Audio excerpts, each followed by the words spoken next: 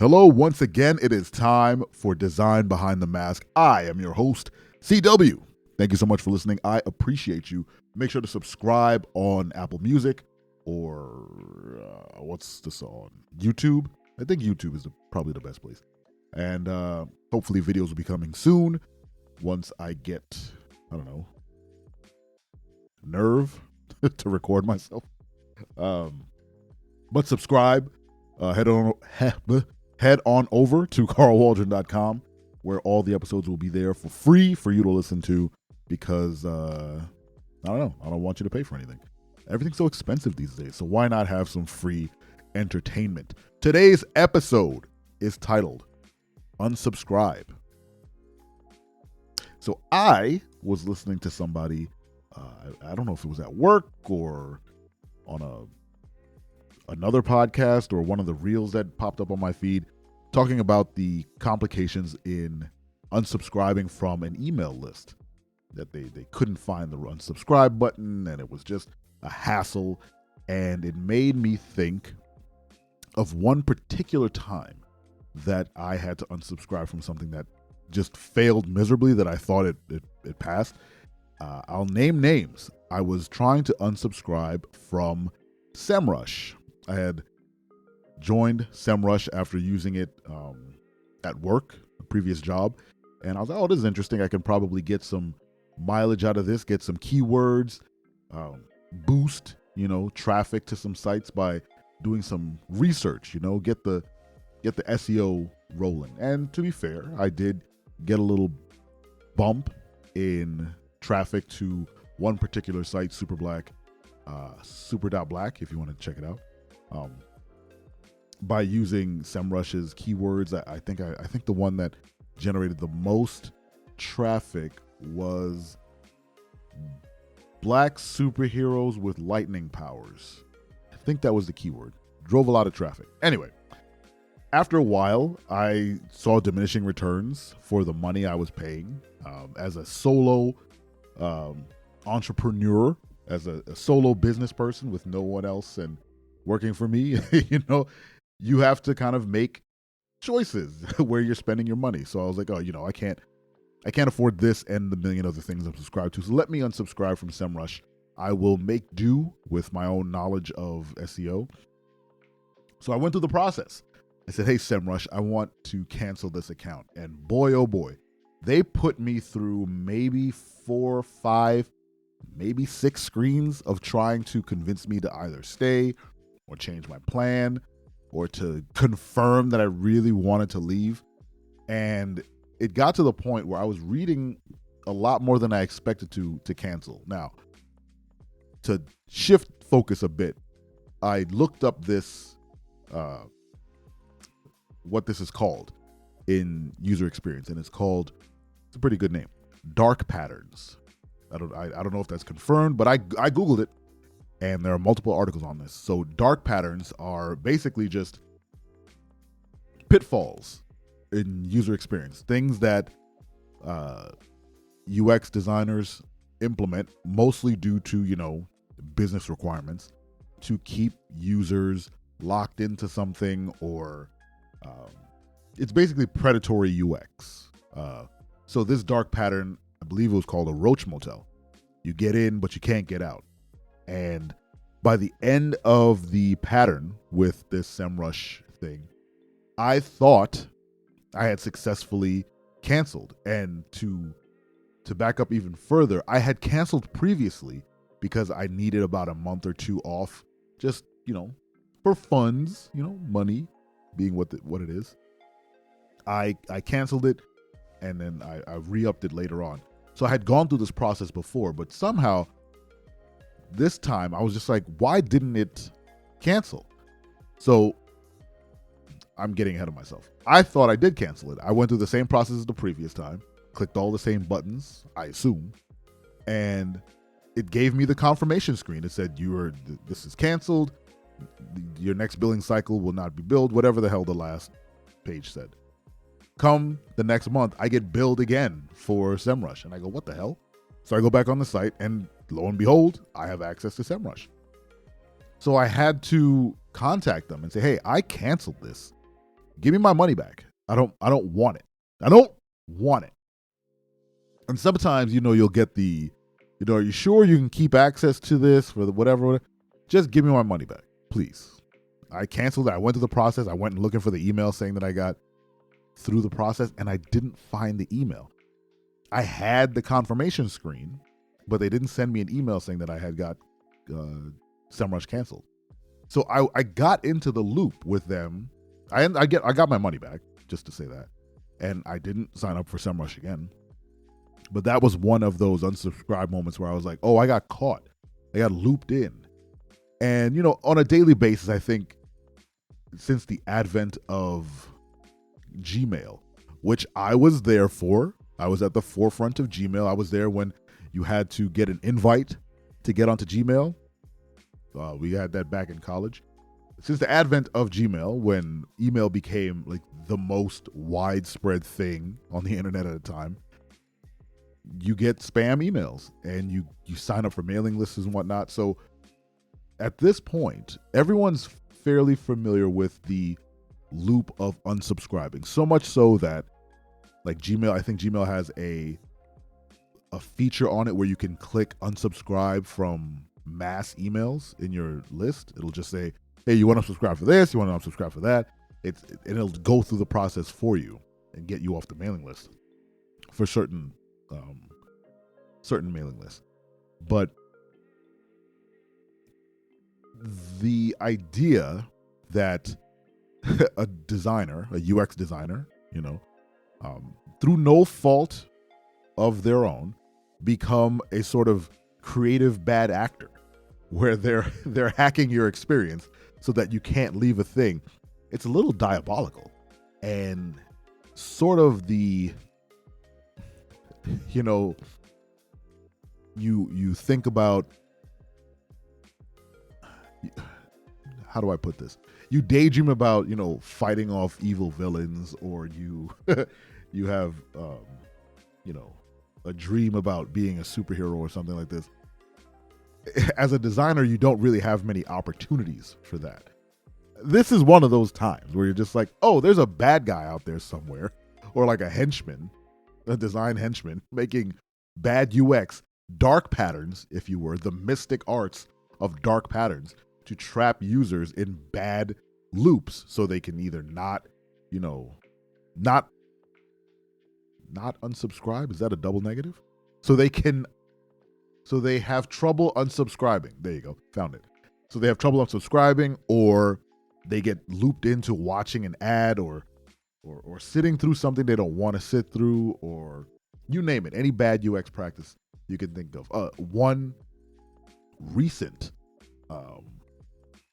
bad dark pattern UX, whatever you want to call it, that I came across was on the video game website Polygon. So Polygon got bought, I think either early this year or late last year, by the same folks who own, what is it, not comicbook.com. They own like CBR, I think it's Valnet. I'm not sure. Either way, the company that bought Polygon is notorious for stuffing ads all over their site. And recently it has gotten very bad on Polygon. I was reading an article, I scrolled down the article, and a third of the screen was taken up by a gigantic ad. I can't even tell you what the ad was for. I was so conditioned to not read it. And then the bottom fourth of the screen was taken up by a YouTube ad and then also another banner ad. So I was trying to read an article between three ads. And I took a screenshot of it. I'll put it in the article post for this show. And you can see just like how you have to kind of navigate the site now. That is an awful UX practice. It is terrible. This idea that you have to drain as much money out of, the website that you have by just slamming ads all over it and allowing advertisers to buy the real estate on your digital experience, making it difficult for your user to enjoy what what you're creating, what you're putting forth to them, you make them not want to come back. It makes me not want to go to Polygon to read anything. And it is, I don't know, I suppose as someone who deals with creative and UX, it feels dirty to have to do something like that, or to even greenlight something like that would feel awful. I've never had to, but the idea that you're like, okay, we need one, the idea that like you need this advertising seems, I don't know, untrue. But let's say you do. You need this particular advertising to allow them to talk you into, we're going to buy a third of the screen. That's a lot. Just think about that. Look at the image that I put up. It's a lot of real estate for an ad that slides down and doesn't go away. That's crazy. They've taken over your website, and obviously the folks who bought Polygon.com do not care whatsoever. It is just a line item in an Excel spreadsheet to them that they're like, yeah, slam more ads on that thing.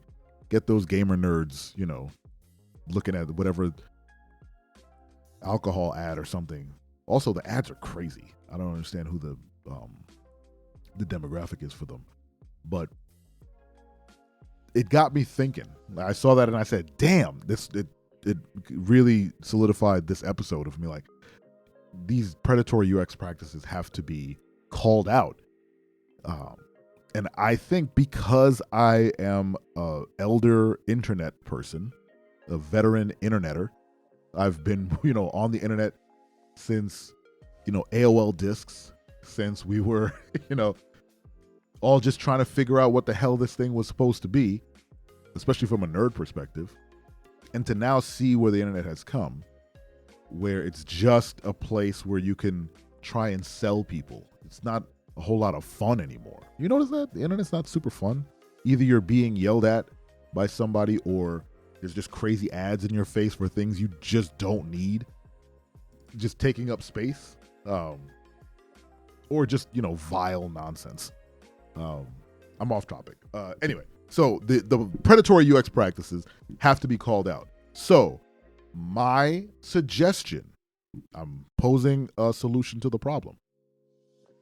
We need a Better Business Bureau style agency that solely deals in predatory UX. I need a Bureau of Usability. I need someplace that someone can call and complain about awful UX that is just impossible to get through. And then there could be legislation written around not trying to fuck people over with terrible, awful UX. I'm going to start it. I'm going to start the Bureau of Usability. And if you believe in this cause, come with me. Join me in a crusade to call out and hold accountable websites or even physical locations or print material, whatever you find has terrible UX that is on purpose. It is a mystical dark pattern that some bad actor designer, let me not give them all the credit. I'm going to say bad actor managers who ask their teams to create or to greenlight such practices, these dark arts, these dark patterns. We hold them accountable. We put them on blast. I'm thinking in the vein of, I don't know if you've ever seen this fantastic website from back in the day, Clients from Hell. It was a beautiful Tumblr where designers or anyone who was doing like a freelance or small business would post conversations that they've had with clients that were just wild. I'm thinking this Bureau of Usability will be a place where folks can come, say, look at the process I had to go through to do this thing on this website. And then our bureau, the BOU, the BOW, how would you say that? Boo? I don't know how you say it. Would review it we would analyze it, we'd give it a grade, and then we'd reach out to them and say, hey, what's up with this dark pattern you're trying to pose? Let people unsubscribe. SEMrush, hey, Facebook, yeah, I'm going after the big dog. Make it easy to cancel your membership. Hey, why not change your button styles so that it's very clear what buttons I can click when I want to cancel a membership? You ever notice that one? That's a diabolical one where they'll say, all right, I want to cancel this subscription or this membership or this account on this social media site or whatever, and you go to click cancel and they take you to a page that has so many things you can click other than cancel. And then when you're like, what is the cancel button? Which one is it? And you make it to the end, or maybe it's even at the top, and it's a link that has no underline. It is not colored, and it just says cancel, confirm your cancellation. You're just like, I would have never clicked that had I scanned this and all these buttons. And sometimes the buttons have dialogue in it, some copy in it that could possibly cancel your thing, and instead it like changes the membership or whatever. Those are the worst. Those are the worst of the worst, because you're just effing with me. You're effing and jeffing. You think it's funny to try and trick me? I can't be tricked. I'm not that old yet. I'm an elder interneter. I know the tricks. I see the dark patterns, and we're going to expose such dark patterns to the world. This Bureau of Usability. I need agents. We're going to be like the Men in Black. We're going to operate in silence, except for me talking about it on this podcast. We're going to operate and in the shadows with neuralizers that get rid of bad UX. Who's with me? Let me know in the comments, or whatever comment section you find that has this link in it. I don't know. I have to figure out where I'm going to put like a comments section for this website. I guess on YouTube. Go on the YouTube comments and let me know if you agree with me, and you will join the crusade against the dark patterns of UX. That's all I got for this one. I hope you enjoyed yourself. Please subscribe. Head on over to carlwaldron.com and get more episodes of Design Behind the Mask, and just check out my work and my writing and whatever the hell else is on the site at this point. I don't even know. Thank you so much for listening.